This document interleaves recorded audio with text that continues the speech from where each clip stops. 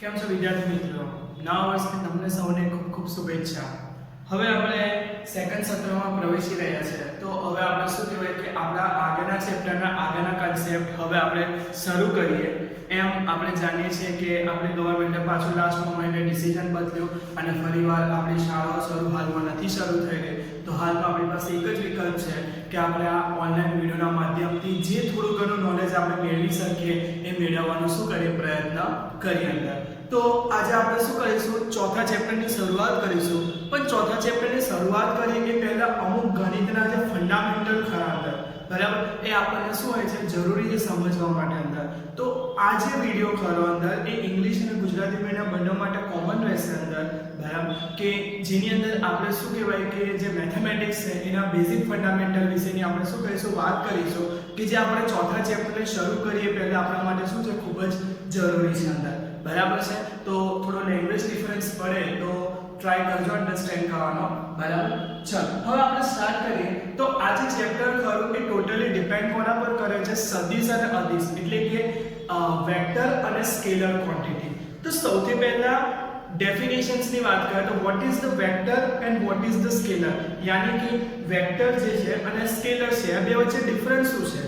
Okay, so scalar quantity is that quantity which require only magnitude, એટલે કે અદિશ રાશિઓ એવી રાશિ છે કે જેમાં માત્ર મૂલ્યથી આપણું કામ થઈ જાય છે. And vector are that quantity which require magnitude plus direction, એટલે કે સદિશ રાશિઓ એવી છે કે જે આપણને દિશા પણ જોઈએ અને સાથે સાથે આપણને મૂલ્યની પણ શું કરે છે એમાં જરૂર પડે છે અંદર, બરાબર. સો આ બધું જે सदिश और अदिश नो पार्ट है अंदर, जो भी स्केलर और वेक्टर का पार्ट है उसको हमको अगर मैथमेटिकली, ग्राफिकली या तो फिर और कोई भी तरह से हमको रिप्रेजेंट करना हो, એટલે કે આપણે જ્યારે પણ એમને રિપ્રેઝન્ટ કરવા હોય તો આપણે શું કરી શકીએ એ પહેલા આપણે એક બેઝિક ફંડામેન્ટલ જે આપણે 9 10 માં સ્ટડી કરી ગયા છે એ આપણે જોવાનું છે, એટલે કે કોઓર્ડિનેટ સિસ્ટમ, એટલે કે આપણી સામાન્ય યામ પદ્ધતિ અંદર. तो याम पद्धति में આપણે जनरली કરી જશું what we are doing in the coordinate system. okay, in coordinate system we are dividing that system into two part, એટલે કે આ જે યામ પદ્ધતિ ખરી એને આપણે બે ભાગમાં વિભાજિત કરી છે અંદર. તમે અત્યાર સુધી સૌથી વધારે વાત કરી કોની કરી, 2 ડાયમેન્શન ની વાત કરી અને બીજી આપણે 3 ડાયમેન્શન ની પણ થોડી ઘણી શું કરીશું એની માહિતી લઈશું અંદર, બરાબર. એટલે કે 2 ડાયમેન્શન નો मतलब શું કહેવાય, 2 ડાયમેન્શન का मीनिंग क्या होगा यहाँ पर अंदर कि you are just write down आ रीते आपने શું કરતા હતા ग्राफ प्लॉट करता था अंदर, इस तरह से हम क्या करते थे ग्राफ ड्रॉ करते थे कि नहीं करते थे अंदर, बराबर. And here we are representing x and here we are representing the vector value of y. Okay, यानी कि हम यहाँ पे x एक्सिस और y एक्सिस के बारे में क्या करते थे, बात करते थे कि नहीं करते थे अंदर, यस और नो, बराबर. तो ये जो है वो सिंपली कोऑर्डिनेट सिस्टम है और ये 2 डायमेंशन के लिए अंदर, बराबर. But in physics we have to also deal with the 3 dimension, यानी कि फिजिक्स છે એની અંદર આપણે 3 ડાયમેન્શન્સ માં પણ ઘણીવાર વાત કરવાની થશે અંદર, બરાબર. તો 3 ડાયમેન્શન આપણે દોરી નથી શકતા પણ આપણે જનરલી આ રીતે રિપ્રેઝન્ટ કરીશું એના અંદર, સમજ પડે છે. સો ધીસ ઇઝ x ડિરેક્શન, આ y અને આ કઈ થશે તમારી z ડિરેક્શન થશે અંદર, સમજ પડે છે ડિરેક્શન આટલો પાર્ટ, યસ ઓર નો.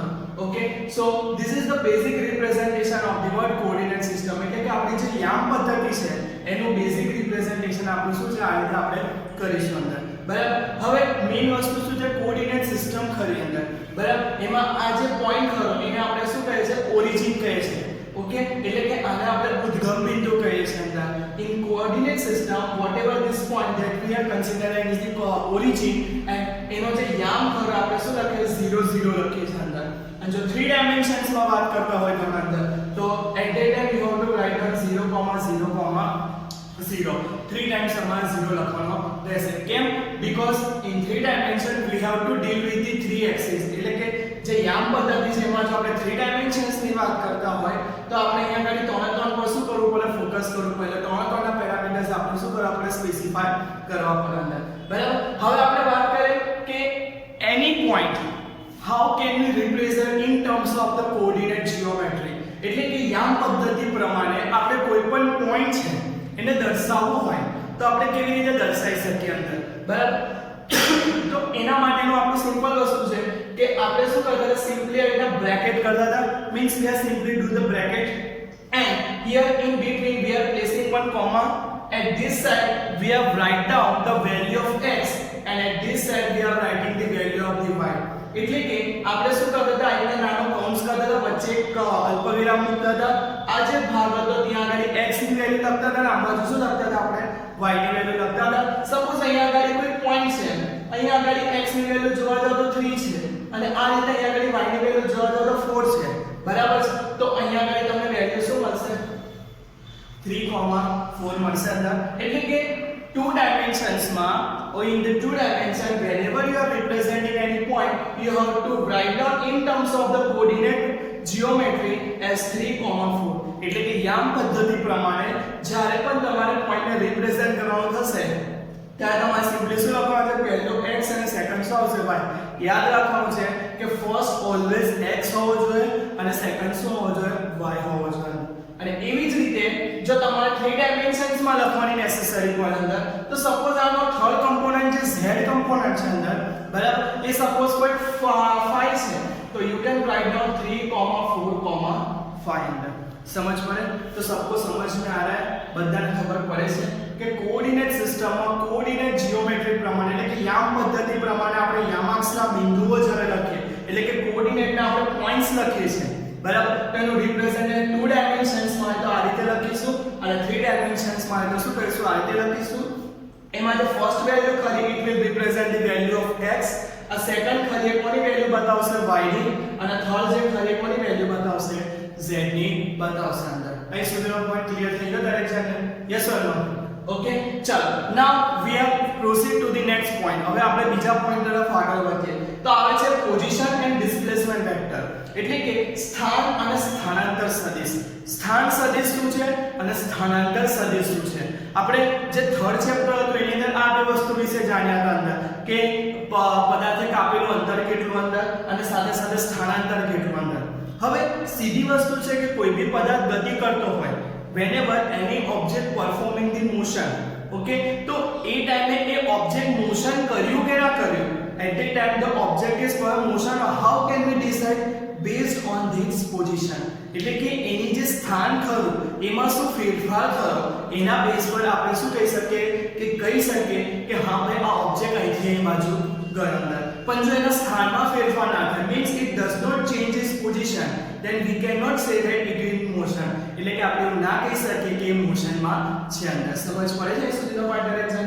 તો અહીંયા આગળ આપણે આ જે વેક્ટર એલ્જિબ્રા છે એની અંદર શું કહેવાય કે આ પોઝિશન વેક્ટર શું છે અને ડિસ્પ્લેસમેન્ટ વેક્ટર શું છે એ ડિફાઇન કરવો નેસેસરી બની જાય છે અંદર, બરાબર. તો કઈ એટલું બધું અઘરું નથી, એકદમ સિમ્પલ પોઈન્ટ છે અંદર. ફોર એક્ઝામ્પલ ઇન 2 ડાયમેન્શન્સ તમે આ પોઈન્ટ લીધો છે, એટલે કે 2 ડાયમેન્શનમાં તમે જે આ પોઈન્ટ લીધો છે એને સિમ્પલી શું કરો, ઓરિજિનના with respect to mark down કરો અંદર, બરાબર. સો એને આપણે શું કહીશું, પોઝિશન વેક્ટર કહીશું. એનો શું કહીશું, પોઝિશન વેક્ટર. એટલે કે એનો શું કહીશું, સ્થાન સદિશ કહીશું અંદર. સમજ પડે છે દરેક જણ આગળ? એટલે કે કોઈ બી તમારો પોઈન્ટ છે એની coordinate with respect to the origin, બરાબર. એટલે કે ઓરિજિન ખરું આપણું ઉદ્ગમ બિંદુ એની સાપેક્ષે ક્યાં છે એ આપણે જે દર્શાવીએ છે એને આપણે સિમ્પલી શું કહે છે, સ્થાન સદિશ કહીએ છીએ. અને સ્થાન સદિશ ખરું એને આપણે રિપ્રેઝન્ટ કોથી કરીશું, r થી કરીશું અંદર. અને ઉપર શું બતાવ્યું, સદિશ છે એટલે વેક્ટરની સાઇન આવશે અંદર, એટલે આપણે એરો થી બતાવીએ છીએ અંદર, બરાબર. It is a position is represented by the what r, અને એની ઉપર સાઇન કઈ આવશે, ભાઈ એરો આવશે, because it is a vector. સમજ પડે છે સૌને દરેક જણે આટલો પોઈન્ટ? તો જ્યારે પણ તમારે પોઝિશનને ડિફાઇન કરવાનું થતું હોય તો તમારે આ રીતે શું કરે કે વેક્ટર બતાવવાનો છે. અને જો તમારે કોઈ ફિઝિકલ ક્વોન્ટિટી જે તે રિસ્પેક્ટેડ હોય તો પછી એનો સિમ્બોલ તમારે આગળ યુઝ કરવાનો છે અંદર. સમજ પડે છે આટલા સુધીનો પોઈન્ટ દરેક જણે? બરાબર. તો અહીંયા આગળ સપોઝ આ પોઈન્ટ ખરો એને મેં p પોઈન્ટ નામ આપી દઈશ, તો એનો પોઝિશન વેક્ટરને રિપ્રેઝન્ટ શું કરીશ ભાઈ, rp.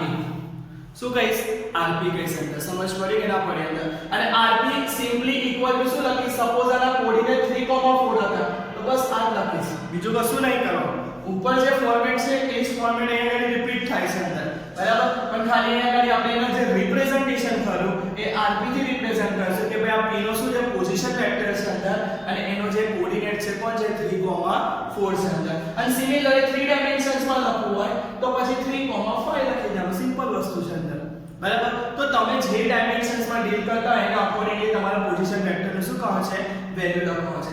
એન્ડ નેક્સ્ટ આવે ડિસ્પ્લેસમેન્ટ મીન્સ સ્થાનાંતર સદિશ, બરાબર. તો displacement means vote, if object changes position then whatever the difference in the position, એટલે કે કોઈ પદાર્થ ખરો પોતાનું સ્થાન બદલે તેના સ્થાન વચ્ચેનો જે ફેરફાર ખરો એને આપણે સિમ્પલી શું કહે છે, સ્થાનાંતર કહીએ છીએ કે નહીં કહેતા, બરાબર. એને આપણે ડિસ્પ્લેસમેન્ટ તરીકે કન્સિડર કરીએ છીએ કે નહીં કરતા અંદર. તો સપોઝ એવું અઝ્યુમ કરો કે ઓબ્જેક્ટ ખરો P પોઈન્ટ થી કોઈ Q પોઈન્ટ પર જાય છે, બરાબર. તો જેવી રીતના P પોઈન્ટનો પોઝિશન વેક્ટર rp થયો, બરાબર, એવી રીતના Q પોઈન્ટ ખરો એનો પોઝિશન વેક્ટર શું થશે, rq થાય કે ના થાય અંદર, યસ ઓર નો, બરાબર. And displacement means what, final position minus initial position. સ્થાનાંતરનો મતલબ શું થાય, અંતિમ સ્થાન માઈનસ પ્રારંભિક સ્થાન, બરાબર. તો આપણું અંતિમ સ્થાન કયું છે ભાઈ, rq છે. ફાઇનલ પોઝિશન કઈ છે, rq છે કે નહીં, તો rq માઈનસ શું થશે, rp થશે. પતી ગયું, સિમ્પલ વસ્તુ છે અંદર, બરાબર. તો અહીંયા આગળ સપોઝ તમારો q ખરો એના કોઓર્ડિનેટ કે આવા હોય 5,3 હોય, બરાબર. તો તમારું આ વેલ્યુ લખાશે કેવી રીતે, 5,3 માઈનસ પેલું કેટલું હતું ભાઈ 3,4 હતું. તો આ રીતના તમારે બે કોઓર્ડિનેટનું શું કરવાનું છે, સબટ્રેક્શન કરવાનું રહેશે અંદર. સમજ પડે છે નથી પડતો દરેક જણાનો ભાઈ, યસ ઓર નો. અને કોઓર્ડિનેટમાં સબટ્રેક્શન x x સબટ્રેક્શન થાય અને y y સબટ્રેક્શન થાય. તો 5 3 કેટલા આવે, 2 આવ્યા, બરાબર. અને 3 4 કેટલા થયા, -1 થયા. So this is your what answer. તો આ રીતે તમને શું કહેવાય કે કોઓર્ડિનેટ સિસ્ટમની અંદર એટલે કે યામ પદ્ધતિની અંદર તમારું જે પોઝિશન ખરું અને પોઝિશન ડિસ્પ્લેસમેન્ટ વેક્ટર ખરું એનો કન્સેપ્ટ અહીંયા આગળ આપણે શું થાય છે, ક્લિયર થાય છે અંદર, બરાબર. તો તમને જ્યારે પણ જરૂર પડે તો તમારે આ ફોર્મેટને સિમ્પલી શું કરવાનો છે, ફોલો કરવાનો છે અંદર. હવે નેક્સ્ટ પોઈન્ટ આવે છે કમ્પોનન્ટ ઓફ વેક્ટર, એટલે કે સદિશના ઘટકો વિશેની વાત કરવાની છે આપણે અંદર, બરાબર. આપણે ભૂલી ગયા છે, ખાલી કહેવાનું છે કે આને ઘટક કહેવાય અંદર, બરાબર. એટલે કે આપણે ઓલરેડી આના વિશે જાણીએ છીએ, just we have to say that this is called the component, બરાબર. મેં તમને વાત કરી કે અહીંયા આગળ જે ફર્સ્ટ પાર્ટ ખરે કોની વેલ્યુ છે, x ની વેલ્યુ છે, બરાબર. આ જે કોઓર્ડિનેટ છે in that coordinate whatever the first value it will be value of the what, x, and second one is the y.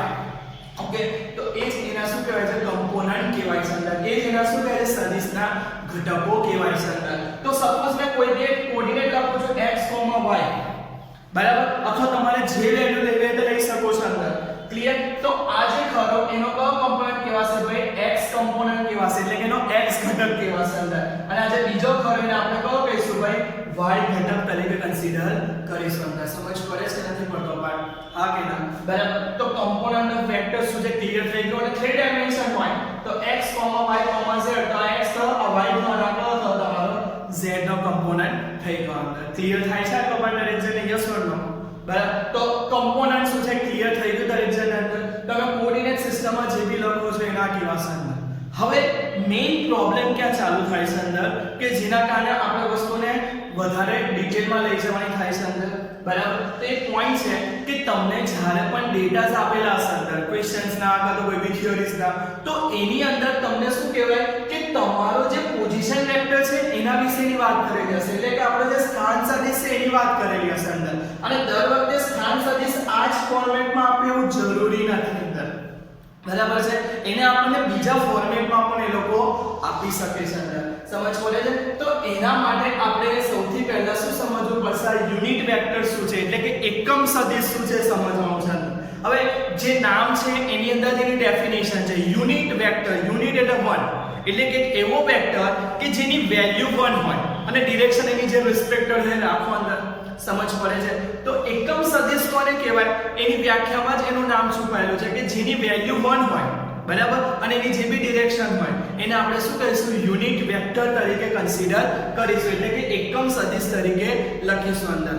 સમજ પડે છે. હવે એકમ સદિશનો બેઝ શું છે અંદર, કે તમે સપોઝ કોઈ બી આવો લખો છો r સદિશ, મીન્સ r વેક્ટર લખો છો તમે, તો it will be represented by a magnitude થયો, એટલે કે એનું મૂલ્ય થયું, બરાબર છે.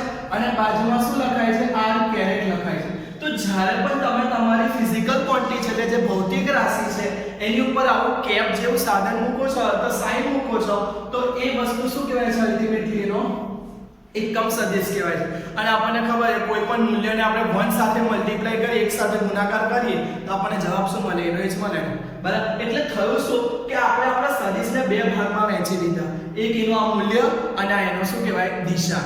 તો એકમ સદિશને આપણે શું કે દિશાના ફોર્મેટમાં શું કરી દઈએ છે, થોડું છૂટું પાડી દઈએ છે. તો ઘણી બધી ફિઝિકલ ક્વોન્ટિટીના તમે ઇક્વેશન જોશો, અંદર ઘણી બધી ભૌતિક રાશિઓના તમે ઇક્વેશનો જોશો તો તમને જોવા મળશે કે ભાઈ એના મૂલ્યની ઇક્વેશન છે ને બાજુમાં એક એની દિશાને કેરેટથી શું કહે છે, રિપ્રેઝન્ટ કરે છે. અહીંયા આગળ એની કેરેટનું નામ શું છે, કેરેટ છે.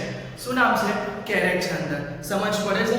હવે દર વખતે આપણે જ્યારે પણ આ પોઝિશન વેક્ટર ડિફાઇન કરીએ છીએ તો એની શક્યતા શું હોય છે કે એનો x કમ્પોનન્ટ બી હોઈ શકે, y પણ હોઈ શકે, z બી હોઈ શકે, એમના કોમ્બિનેશન પણ હોઈ શકે અંદર. બરાબર છે.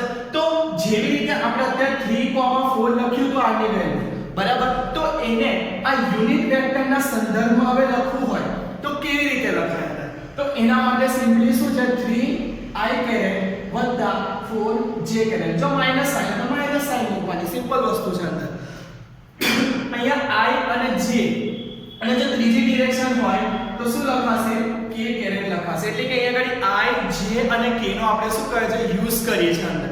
એમાં i શું રિપ્રેઝન્ટ કરે છે કે ભાઈ x દિશાનો ઘટક.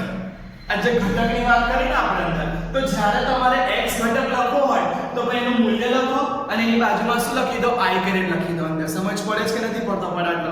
હા કે ના? એ તો y નું મૂલ્ય ખબર તો y નું મૂલ્ય જે કે એનો કયો ઘટક થઈ ગયો, y ઘટક થઈ ગયો. અને એના k કેરેટની બાજુમાં તમે એનું મૂલ્ય લખી દો તો એને આપણે કયો કમ્પોનન્ટ કહીશું, ભાઈ z ઘટક તરીકે કન્સિડર કરીશું અંદર. બરાબર? ક્લિયર? બરાબર. તો આ રીતે આપણે શું કહેવાય કે યુનિટ વેક્ટરનો યુઝ કરીએ છીએ અને આ જે એકમ સદિશ ખરું એ આપણને શું કહેવાય કે સમજાવે છે કે કોઓર્ડિનેટ સિસ્ટમ છે, એટલે કે યામ પદ્ધતિની સિસ્ટમ છે, એને બીજી વેક્ટર એલ્જિબ્રા પ્રમાણે એટલે કે એકમ સદિશના સંદર્ભમાં તમારે રિપ્રેઝન્ટ કરવું હોય તો કેવી રીતે કરી શકો એનું ફોર્મેટ છે અંદર. તો તમારી પાસે કોઈ પણ આવો યામ છે x y z, બરાબર, એ લખાશે શું, xi કેરેટ વત્તા yj કેરેટ વત્તા શું લખાશે ભાઈ, zk કેરેટ લખાશે અંદર. બરાબર. જેવી રીતે તમે અહીંયા આગળ આપણે બાદબાકી કેવી કરી, બરાબર, એવી બાદબાકી આપણે આ રીતે ના કરતા કયા ફોર્મેટમાં કરીશું, આ ફોર્મેટમાં કરીશું, ijk ફોર્મેટમાં. કેવી રીતે થશે જોઈએ આપણે અંદર કે અહીંયા આગળ 5 3 છે તો શું લખાય ભાઈ, 5i કેરેટ વત્તા 3j કેરેટ, બરાબર છે. પછી માઈનસ, પછી અહીંયા આગળ કોણ છે, 3 છે તો i કેરેટ અને વત્તા શું આવશે, 4j કેરેટ આવશે.